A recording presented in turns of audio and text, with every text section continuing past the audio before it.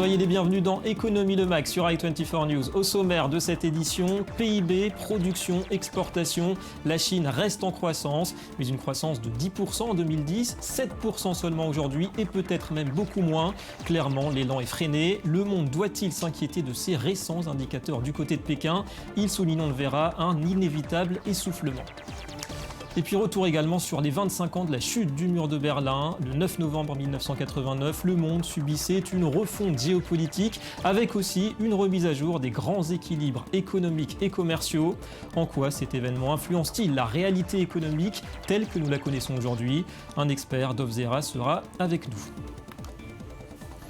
Voilà pour les titres, merci d'être avec nous. L'actualité économique du jour d'abord, en bref, à l'international, dominée ces jours-ci par le sommet de l'APEC, c'est à Pékin. APEC pour coopération économique en Asie-Pacifique, 21 pays, 55% du PIB mondial. Vladimir Poutine a fait lui aussi le déplacement, le président russe qui est revenu sur les déboires de sa monnaie, le rouble qui a encore perdu 10% de sa valeur face au dollar la semaine dernière. Et pour lui, cette dépréciation est le fruit d'une attaque spéculative. Le chef du Kremlin estime que les efforts de la Banque centrale russe suffiront très vite à stabiliser les cours et il écarte l'idée d'un plan d'urgence. Nous ne prévoyons pas de limiter les mouvements de capitaux. Aujourd'hui, nous assistons à un bond des taux de change, mais je pense que cela cessera bientôt. Ce que fait la Banque centrale est une réponse aux actions des spéculateurs. Ces événements sur le marché des devises en Russie n'ont aucun lien avec les fondamentaux et la réalité économique, mais tout cela reviendra à l'équilibre. Voilà, le rouble qui semblait se redresser ce lundi, même s'il a perdu tout de même un tiers de sa valeur face au billet vert depuis le début de l'année. Sachez aussi que la Banque centrale de Russie prévoit pour cette année 128 milliards de dollars de fuite de capitaux, en raison bien sûr de la crise ukrainienne et l'inflation, elle, devrait dépasser les 8%. Et toujours en marge de ce sommet de l'APEC, Vladimir Poutine a rencontré hier pour la 10e fois en 2 ans son homologue chinois Xi Jinping.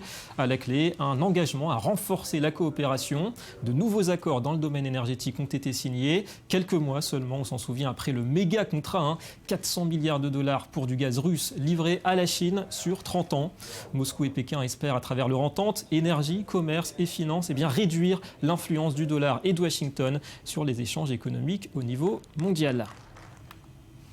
Autre grande manœuvre à Pékin, elle a eu lieu là aussi en parallèle de ce forum de l'APEC, c'est l'annonce d'un accord de libre-échange entre la Chine et la Corée du Sud, un traité majeur qui va supprimer à terme, d'ici 20 ans, les droits de douane sur environ 90% des marchandises échangées. Pékin est déjà le plus gros partenaire commercial de Séoul, 230 milliards de dollars d'échanges l'an dernier. Alors sont exclus de cet accord certaines denrées agricoles, le riz, le porc, le bœuf, en raison des craintes des professionnels sud-coréens. Écoutez d'ailleurs le contraste entre l'enthousiasme des milieux d'affaires sud-coréens et le désespoir de certains producteurs. Nous nous félicitons de l'efficacité de notre pays à parvenir à un accord de libre-échange avec notre plus grand partenaire commercial qui est la Chine. Cet accord avec la Chine, qui est la première puissance commerciale et la deuxième plus grande économie du monde, sera le moteur de notre croissance économique et industrielle. L'agriculture sud-coréenne était précaire, même sans cet accord de libre-échange. Inutile de préciser que ce traité va aggraver la situation. Oui, la Chine qui pèse plus du quart des exportations sud-coréennes. Enfin, 4 milliards de dollars de transactions financières quotidiennes. Voilà ce que promet la nouvelle plateforme d'échange commune entre les bourses de Hong Kong et Shanghai. Elle offrira un accès inédit, historique, on pourrait dire, aux investisseurs étrangers vers le marché financier chinois. Les investisseurs chinois pourront, eux, investir à Hong Kong en yuan. C'est une première. Un pas sans doute important pour l'ouverture des marchés chinois des capitaux. Coup d'envoi des opérations la semaine prochaine.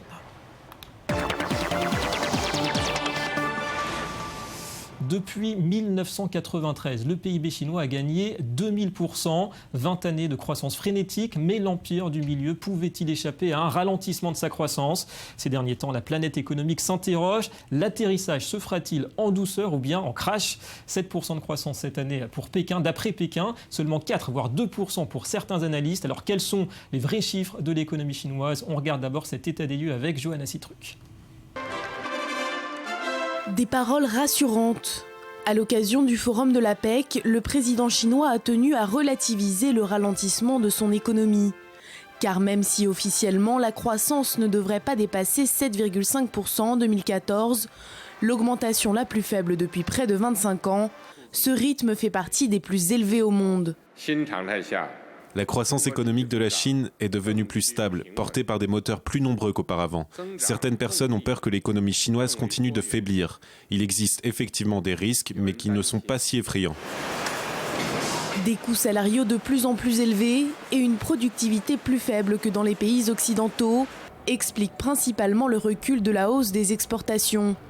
En octobre, elles ont augmenté de 11,6% contre plus de 15% le mois précédent. Une situation face à laquelle Xi Jinping promet de multiplier et surtout d'intensifier les réformes engagées par son gouvernement. Une fois que l'arc est tendu, la flèche ne peut pas être remise dans le carquois. Nous allons résolument approfondir nos réformes. Et pour y parvenir, nous devons stimuler le dynamisme du marché. Et le dynamisme du marché vient du peuple, en particulier des chefs d'entreprise et leur esprit d'entreprise. Et pour relancer l'économie, le président mise en grande partie sur la présence de la Chine à l'étranger. On estime que les investissements chinois à l'étranger devraient atteindre 1 200 milliards de dollars lors de la prochaine décennie. En attendant, sur les 5 prochaines années, le nombre de touristes chinois dépassera les 500 millions. Pour la région Asie-Pacifique et le monde en général, le développement et la Chine va générer d'énormes possibilités et avantages. Les opportunités en affaires sont durables et infinies. Problème, pour certains économistes, la croissance chinoise réelle pourrait être bien inférieure aux prévisions officielles. 1 à 2% tout au plus. Jusqu'à ces derniers mois, le déclin de l'industrie, victime de coûts de production trop élevés, était compensé par la construction.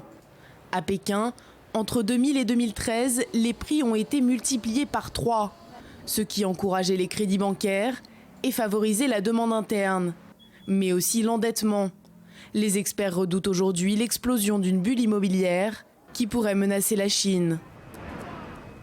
Ouais, pas très rassurant, hein. Toutes ces menaces qui semblent peser aujourd'hui sur cette économie chinoise. On va en parler avec Thibaut de la Baronnière, analyste économique. Bonjour Thibaut. Bonjour David. Alors on l'a vu Thibaut, beaucoup de débats sur les chiffres, sur les indicateurs, 7%, 2%. Où est la vérité sur la croissance chinoise qui reste, on le rappelle quand même, le moteur aujourd'hui de la croissance mondiale? Tout à fait. Alors, certainement pas où l'indique le gouvernement chinois. L'économie chinoise, c'est à peu près 15% du PIB mondial. Donc, c'est une économie très importante. C'est la deuxième économie derrière les États-Unis. Le PIB annoncé de 7% par an ne semble pas correspondre avec l'évolution de la demande de charbon, de pétrole et d'électricité qu'enregistre le pays, qui sont quasiment stables. Et la Chine, qui est l'usine du monde, n'est plus aussi compétitive qu'avant. Et il semble que ce soit donc contradictoire avec une croissance annoncée de 7%. Ouais, une tendance qui est assez nette, difficile en tout cas d'y voir clair sur la réalité de cette croissance chinoise. À court terme, Thibaut, quelles sont les principales menaces qui pèsent sur cette économie chinoise? D'abord une bulle immobilière peut-être? Exactement. En fait, la Chine, c'est un géant au talon d'Achille. 2 gros problèmes, l'immobilier et puis le système bancaire, qui est gangréné par ce qu'on appelle le shadow banking, c'est-à-dire du financement qui ne passe pas par le réseau bancaire. Moody's estimait en début d'année que 5 000 milliards de dollars, c'est-à-dire près d'un tiers du PIB chinois, étaient représentés par le shadow banking. L'immobilier a soutenu la croissance pendant de nombreuses années, mais enregistre désormais des baisses. Et les plus grosses fortunes chinoises commencent à liquider leur propre immobilier pour se prémunir d'une crise à venir. Ouais, alors l'impact de tout cela sur l'économie mondiale, elle subit déjà de toute façon les effets de ce ralentissement chinois, ça on peut le dire. Oui, puisque la demande interne chinoise est à la peine et l'économie chinoise n'est plus aussi prospère qu'avant. Avec 15% du PIB mondial représenté par la Chine, une croissance de 3% au lieu de 7% représenterait une baisse du PIB mondial ou des prévisions du PIB mondial de 0,5 à 0,6%, ce qui est énorme puisque pour cette année, on prévoit 3,5% de croissance pour la planète. Ouais, un impact assez sensible. Merci beaucoup Thibaut de la Baronnière pour toutes ces précisions. Allez, autre dossier du jour, un anniversaire il y a un quart de siècle, c'est la phase géopolitique du monde qui subissait un remodelage historique, la chute du mur de Berlin en parallèle de celle du bloc soviétique. Alors cet événement a-t-il eu des répercussions sur l'économie mondiale?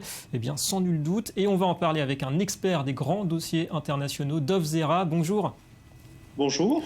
Ancien directeur général de l'Agence française de développement. Alors d'abord au niveau mondial, la chute du mur et celle de l'Union soviétique bien sûr, est-ce qu'elle a facilité l'émergence de la Chine comme nouveau contrepoids économique de l'Occident? Non, pas à proprement parler directement. La Chine était sur sa voie de développement et a poursuivi avec une stratégie délibérée, organisée, orchestrée pendant 30 ans. La chute du mur de Berlin n'a pas eu d'effet direct particulier. Et au niveau européen, c'est surtout là aussi que ça s'est joué. Au niveau européen, c'est tout autre. Alors voilà, est-ce que cet événement a accéléré finalement la construction européenne et donc forcément la mise en place de l'euro comme monnaie unique ?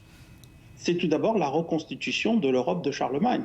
C'est l'unification européenne et donc c'est historiquement, d'un point de vue géopolitique, un fait majeur, un fait essentiel, fondamental.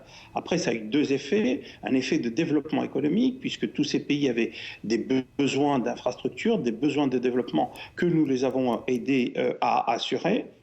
Et deuxièmement, ça a permis aussi d'étendre politiquement l'Union européenne à aujourd'hui 28 États. Ouais.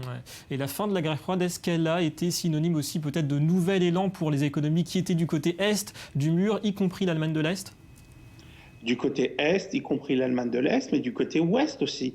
Nous en avons profité et la prospérité de l'Allemagne, qui a beaucoup de relations avec ces pays de l'Est européen, n'y est pas étrangère. Ouais. Et au niveau de la Russie, quel impact ça a eu pour l'économie russe en général ? Est-ce que ça a précipité un petit peu plus peut-être le déclin de toute façon de cet empire russe ?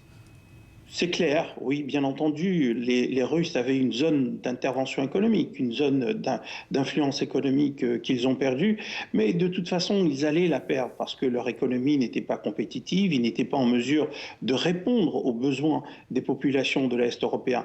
Ça n'a fait qu'accélérer. Ouais. Et de toute façon, vous pensez que l'Europe avait était déjà entraînée sur la voie peut-être de devenir la principale puissance économique à côté des États-Unis, bien évidemment, en raison de la chute du mur de Berlin. Est-ce que ça a vraiment influencé cette chute ou c'était de toute façon ce à quoi il fallait s'attendre ?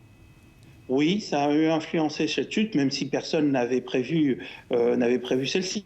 Et ce qui est intéressant aussi, c'est que ça a aussi accéléré la coopération et l'union monétaire. Ouais. L'euro est aussi une réponse avec l'intégration de ces pays dans l'union politique. L'euro est une réponse aussi à cet événement historique. Merci beaucoup Dov Zera pour toutes ces explications et c'est déjà l'heure du Media Watch. Merci. Et on reste pour cette revue de presse sur cet anniversaire, les 25 ans donc de la chute du mur de Berlin, un mur dont les restes, les morceaux coûtent cher aujourd'hui. Bonjour Johanna Citruc. Bonjour David. Là, on peut parler d'un vrai business pour ces vestiges. Oui, et un business plutôt florissant comme l'explique le magazine Les Inrocks, puisqu'aujourd'hui tout le monde veut posséder un bout de ce mur, un morceau de ce symbole de la guerre froide. Évidemment, on peut en trouver sous forme de miettes dans les boutiques de souvenirs, mais aussi sur Internet, sur eBay, où un pan de mur se vend environ 7 000 € l'unité. Alors attention tout de même à ne pas se faire avoir, puisqu'il y a de nombreux faux qui circuleraient sur le marché.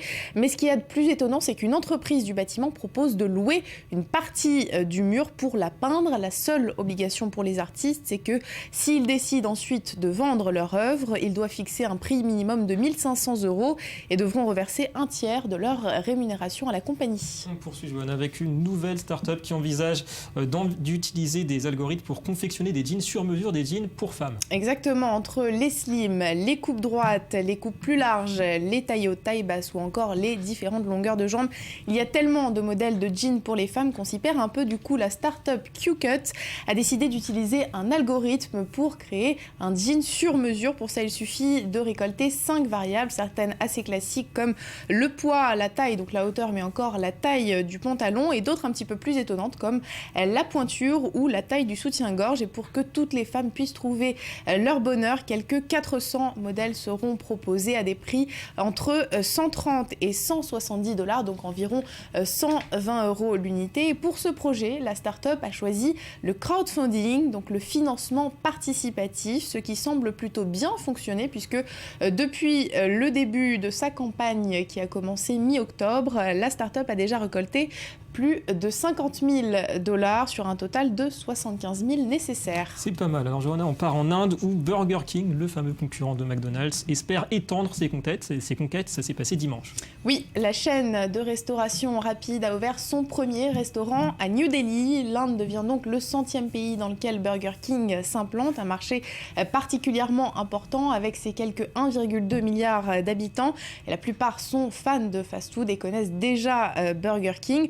En revanche, l'Américain a dû s'adapter un petit peu aux goûts locaux avec des produits végétariens ou de la viande de mouton ou de poulet à la place du bœuf. Et puis une idée plutôt originale pour finir, il s'agit de rénover des monuments nationaux. Effectivement, depuis 2013, les crédits de paiement destinés à la rénovation et à l'entretien des monuments nationaux est passé de 377 à 327 millions d'euros. Mais pour compenser cette baisse, donc de 50 millions d'euros, plusieurs députés ont proposé de mettre en place une loterie, un tirage du loto exceptionnel. L'amendement a déjà été adopté à l'Assemblée et un rapport sur le sujet doit être délivré avant fin mars 2015, sachant que ce système fonctionne déjà dans plusieurs pays en Europe, le Royaume-Uni, l'Allemagne et l'Italie. Merci beaucoup Johanna et à demain. À demain. Voilà, c'est tout pour cette édition. Économie Le Mag revient demain sur i24 News. Gros plan notamment sur le bilan du sommet de l'APEC à Pékin. Au programme aussi la pêche à Gaza. Restez avec nous, l'information continue.